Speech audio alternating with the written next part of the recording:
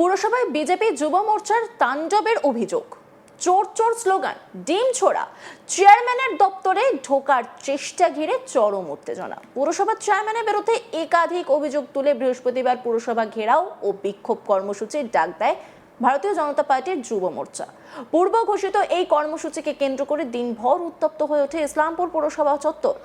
মিছিল, গেটে ধাক্কাধাক্কি, চোর চোর স্লোগান, ডিম নিক্ষেপ এবং চেয়ারম্যানের দপ্তরে ঢোকার চেষ্টার অভিযোগকে ঘিরে রাজনৈতিক উত্তেজনা ছড়িয়ে পড়ে।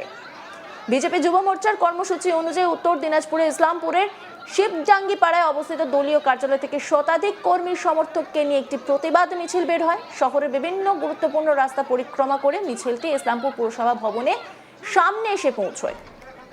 অভিযোগ, সেই সময় পুরসভার মূল গেট বন্ধ থাকায় বিক্ষোভকারীরা গেটের সামনে অবস্থান নিয়ে স্লোগান দিতে থাকেন। পরে ধাক্কাধাক্কির মধ্যে গেট খুলে গেলে বিজেপি কর্মী সমর্থকেরা পুরসভার ভিতরে প্রবেশ করেন। পুরসভার ভিতরে ঢুকে বিক্ষোভকারীরা প্রথমে চেয়ারম্যানের দপ্তরের সামনে গিয়ে বিক্ষোভ দেখান, তবে সেই সময় চেয়ারম্যান অফিসে উপস্থিত ছিলেন না। এরপর ভাইস চেয়ারম্যানের দপ্তরের সামনে দাঁড়িয়ে দীর্ঘক্ষণ চোর চোর স্লোগান দিতে থাকেন।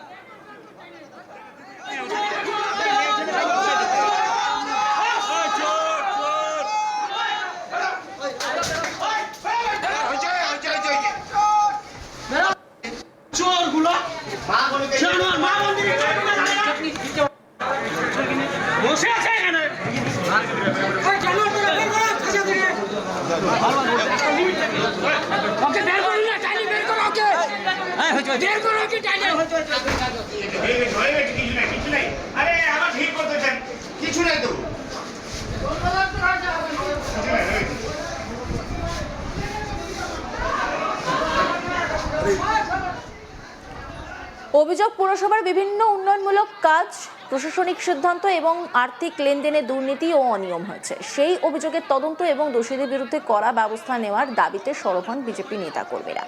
বিক্ষোভ চলাকালীন পরিস্থিতি আরও উত্তপ্ত হয়ে ওঠে। পুরো কর্মচারীদের বিক্ষোভকারী বিজেপি কর্মী সমর্থকদের একাংশ তাদের লক্ষ্য করে ডিম ছুড়ে মারেন। এছাড়াও চেয়ারম্যান অফিসে না থাকায় তার দপ্তরের ভিতরে প্রবেশেরও চেষ্টা করা হয় বলে অভিযোগ। যদিও পরিস্থিতি দ্রুত নিয়ন্ত্রণে আনতে পুলিশ ও প্রশাসনের পক্ষ থেকে নজরদারি বাড়ানো হয়।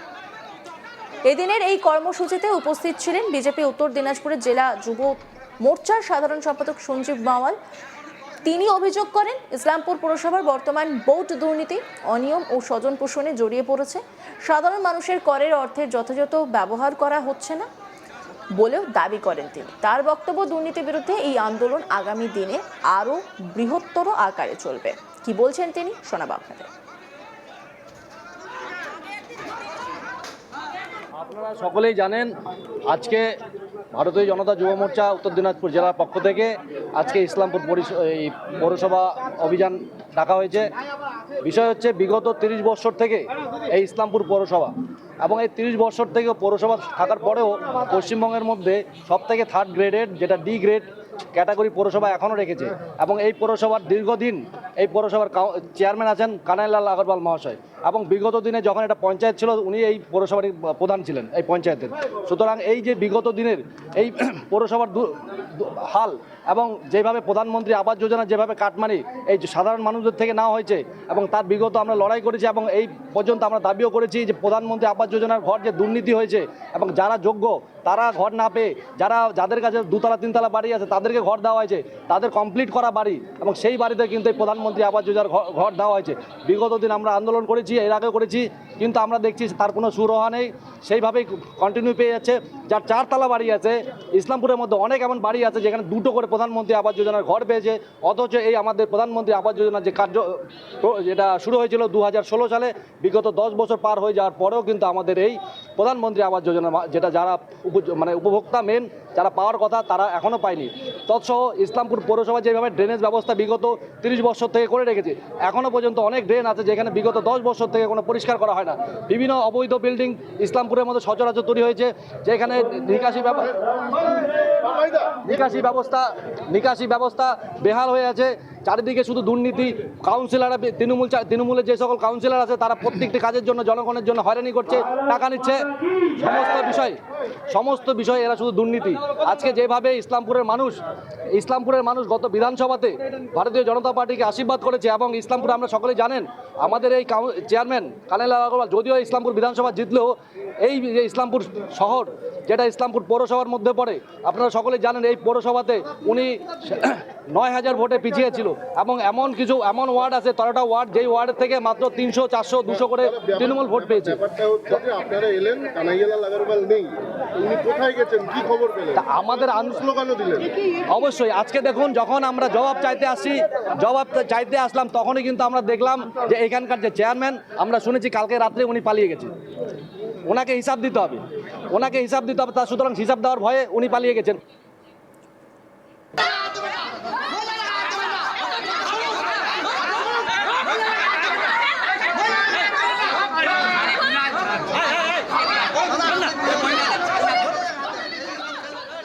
পুরসভার ভাইস চেয়ারম্যান জ্যোতি দত্ত তিনি কি বলেছেন শোনাবো আপনাদের।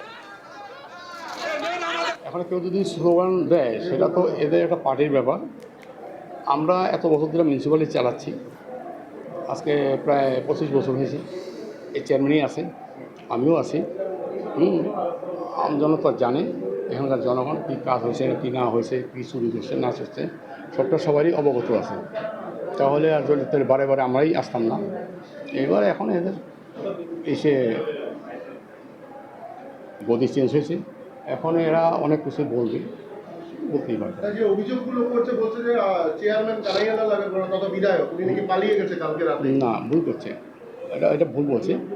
ওনার আগেরই প্রোগ্রাম ছিল, আজকে ওখানে হচ্ছে কী বলে এটাকে, এমএলএদের ট্রেনিং হচ্ছে। এমএলএদেরকে আজকে ট্রেনিং হচ্ছে, ওখানে কোনো পার্টির ব্যাপার নেই। সিপিএম বিজেপি সব এমএলএ আছে, ওখানে ট্রেনিং হচ্ছে। ট্রেনিংয়ের জন্য আজকে কাউকে থাকবে না উনি জানাইছে। প্লাস এর আগেও ওনারা তো চেয়ারম্যানকে ডেপুটেশন দিয়েছে, আজকে তো কোনো ডেপুটেশনের ব্যাপার নেই।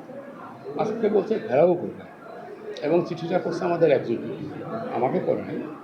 যেহেতু আমাকে চেয়ারম্যান নাই স্পটে, আমাকে থাকতে হবে, পাবলিকের কাজ করতে হবে, সই সাবত করতে হবে, ওই জন্য আমি কন্টিনিউ 11 হয়ে গেছি। দাদা, বিভিন্ন অভিযোগ করছে প্রধানমন্ত্রী আবাস যোজনার টাকা দুর্নীতি হয়েছে, যার পাওয়ার কথা সে পায়নি, এরকম অভিযোগ। এটা তো শুদ্ধ খবর। এখনো পৌরসভা রয়েছে, পৌরসভার উন্নতি হয়নি, এইসব অভিযোগ। ঘরের জন্য 10,000 টাকা করে নেওয়া হয়েছে, এটাও অভিযোগ। বলতে পারে, এখন সেই লোকটা দেখতে হবে। অভিযোগ করতে হচ্ছে, তার জন্য প্রশাসন আছে, থানা আছে। আর তুমি যেটা বললে, কি বললে, এই ধর্মহুদুরা কোনো কাজ হয় নাই। ডি গ্রেডের পৌরসভা, পৌরসভা গ্রেড ডি, পদোন্নতি এখনো হয়নি, ডি গ্রেড হয়েছে। এটা তো আমরা বলতে পারবো না কোনটা ডিগ্রেডে আসবে, কোনটা আসবে না। আপনি তো ভাইস চেয়ারম্যান, আপনার তো জানা উচিত। আমার মতে তো ডিগ্রেড হিসাবে ইসলামপুরে ভালোই কাজ হচ্ছে, কোনো রাস্তাঘাট ড্রেন কোনো রকম বাকি নেই। অন্যান্য খবরের আপডেটের জন্য অবশ্যই নজর রাখুন আজ তাক বাংলার ইউটিউব স্ট্রিমিংয়ে। লাইক, কমেন্ট, শেয়ার এবং সাবস্ক্রাইব করতে ভুলবেন না।